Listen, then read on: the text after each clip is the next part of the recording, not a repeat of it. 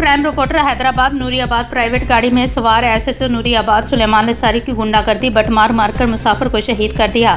कराची से टंडुआदम जाने वाली गाड़ी का ताक्को पीछे से टक्कर मारकर ट्रालर में घुसा दिए। जख्मी शहरी अब्दुल हमीद पर बेमाना तशद्दुद। नूरियाबाद के करीब सुपर हाईवे पर एक दिल दहला देने वाला वाकया पेश आया है, जहां कानून के रखवाले ही कानून शिकन बन गए। एक प्राइवेट गाड़ी में सवार मुबैना एसएचओ ने अपनी ताकत के नशे में बदमस्ती का मुजाहरा करते हुए एक बेगुनाह मुसाफिर की जान ले ली।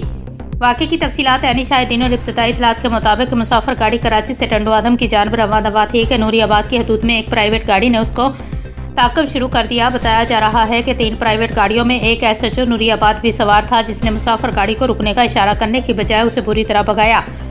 ताक़ुब के दौरान एसएचओ की गाड़ी ने मुसाफिर गाड़ी को पीछे से टक्कर मारी। टक्कर लगने से मुसाफिर ड्राइवर गाड़ी पर काबू न रख सका।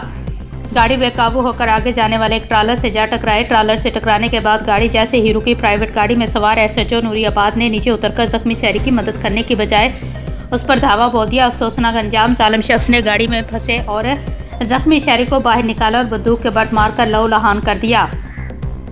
ऐनी शाहिदीन का कहना है कि एसएचओ मुसलसल सर और जिस्म पर वार करता रहा, जिसके नतीजे में नौजवान जख्मों की ताप न लाते हुए मौके पर ही जामे शहादत नोश कर गया। वाक़े के बाद जैबकुआ पर लोगों का हजूम जमा हो गया और शदीद इश्तियाल